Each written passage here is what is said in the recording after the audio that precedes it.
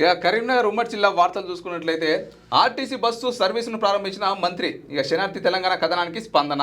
ఇక శనార్థి తెలంగాణలో ఒక కథనం అయితే మరి ప్రచురించడం జరిగింది. ఏదైతే బస్సు సౌకర్యం లేదో బస్సు సౌకర్యాలపైన కూడా బస్సు సౌకర్యం కల్పించండి సారు అంటూ ఇక జగిత్యాల జిల్లాలోని 4 గ్రామాల ప్రజలైతే ఆవేదన వ్యక్తం చేస్తే మనం అయితే ఒక వార్త వేయడం జరిగింది. ఆ వార్తకు స్పందించి మరి ఆర్టీసీ బస్సు సర్వీస్ని అయితే ప్రారంభించడం జరిగింది. నిజంగా చాలా సంతోషించేదగ్గ విషయం. మరి డీటెయిల్స్లోకి వెళ్తే జగిత్యాల జిల్లా గొల్లపల్లి మండలంలోని మల్లన్నపేట, నందిపల్లి, వెంగళపూర్, శంకర్రావుపేట 4 గ్రామాలకు ఆర్టీసీ బస్సు సౌకర్యం కోసం విద్యార్థులు, కార్మికులు తీవ్ర ఇబ్బందులు ఎదుర్కొన్నారు. అయితే వారి సమస్యపై బస్ సౌకర్యం కల్పించండి సారు అనే శీర్షికతో శనార్థి తెలంగాణ పత్రికలో వార్త ప్రచురితమైన విషయం తెలిసింది. ఇదే ఆ వార్త. మరి ఈ విషయాన్ని వ్యవసాయ మార్కెట్ కమిటీ చైర్మన్ భీమా సంతోష్, సంక్షేమ శాఖ మంత్రి అడ్లూరి లక్ష్మణ్ కుమార్ దృష్టికి తీసుకువెళ్లారు. దాంతో వెంటనే స్పందించిన మంత్రి మల్లన్నపేట, నందిపల్లె, వెంగళపూర్, శంకర్రావుపేట 4 గ్రామాలకు ప్రయాణికుల కష్టాలను తీర్చేందుకు గురువారం ఆర్టీసీ బస్సు సర్వీసును ప్రారంభించారు. మరి 4 గ్రామ ప్రజలు కూడా మరి చాలా సంతోషం వ్యక్తం చేస్తూ ఉన్నారు. మన శనార్థి తెలంగాణ దినపత్రికకు అలాగే మన క్యూనిస్కి అయితే ధన్యవాదాలు తెలుపుతా ఉన్నారు. ఎందుకంటే బస్సు వచ్చింది అంటే మరి వాళ్ళ యొక్క కష్టాలు తీరినట్టే. ఆటోలల్లా లేదంటే బైక్ల మీద, లేకపోతే ఇక కొంతమంది బైకులు, ఆటోలు లేక కూడా చాలా మంది నడుచుకుంటూ వెళ్తున్నటువంటి పరిస్థితి చాలా దారుణం అని చెప్పుకోవచ్చు. మహిళలకు ఫ్రీ కాబట్టి అట్లా కూడా బెనిఫిట్, చాలా బెనిఫిట్.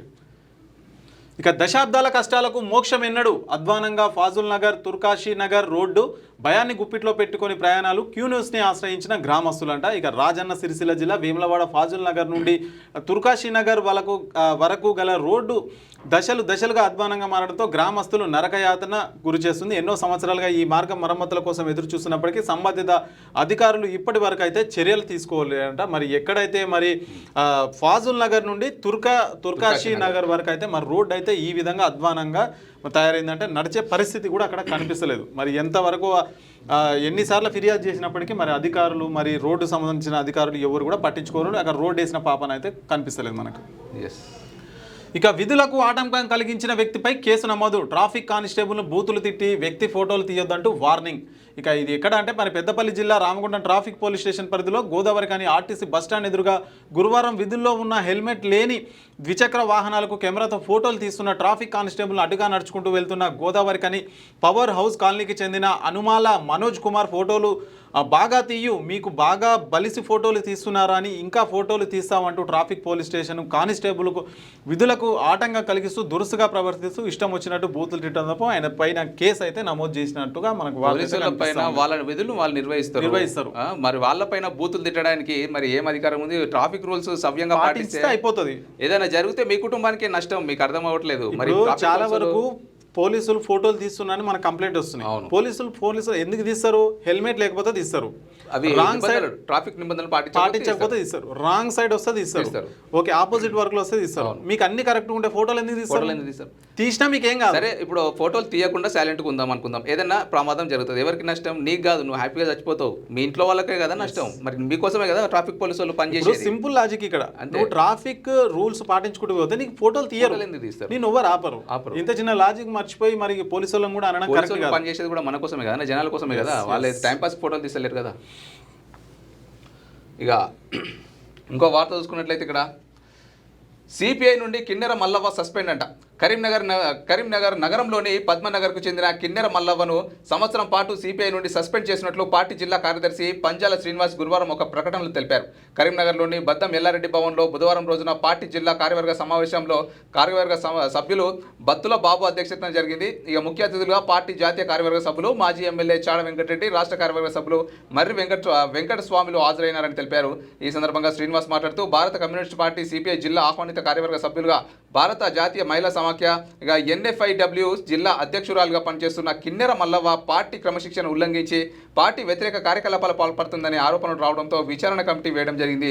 ఇక కమిటీ విచారణ చేసి జిల్లా పార్టీకి అందించడంతో రిపోర్ట్ను కార్యవర్గ సమావేశంలో చర్చించి సభ్యుల ఏకాభిప్రాయం మేరకు మల్లవ్వను సంవత్సరం పాటు సిపిఐ నుండి సస్పెండ్ చేయడం జరుగుతుందని శ్రీనివాస్ తెలిపారు.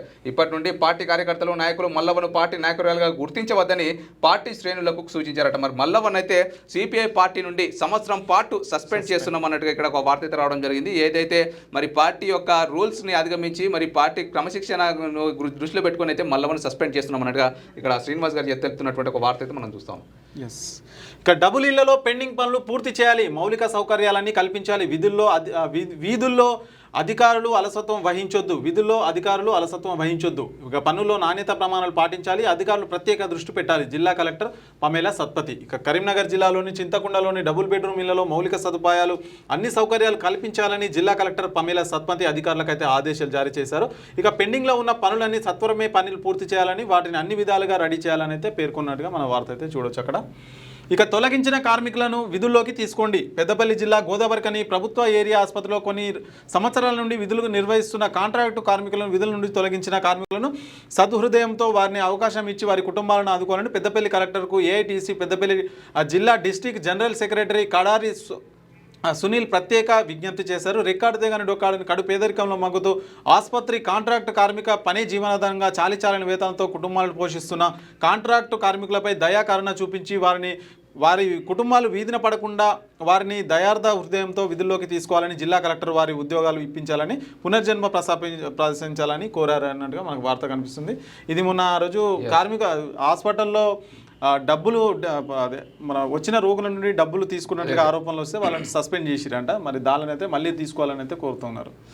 లేటెస్ట్ న్యూస్ తెలుగు మరియు ఇంగ్లీష్ అప్డేట్స్ కోసం ఇప్పుడే క్యూన్యూస్ అఫీషియల్ యాప్ ని ప్లే స్టోర్ నుండి డౌన్లోడ్ చేసుకోండి. సరికొత్త సమాచారాల కోసం క్యూన్యూస్ వెబ్సైట్ ని ఫాలో అవ్వండి. ఛానల్లో ప్రాంతీయ, జాతీయ, అంతర్జాతీయ వార్తలు వీక్షించండి. లైక్ చేయండి.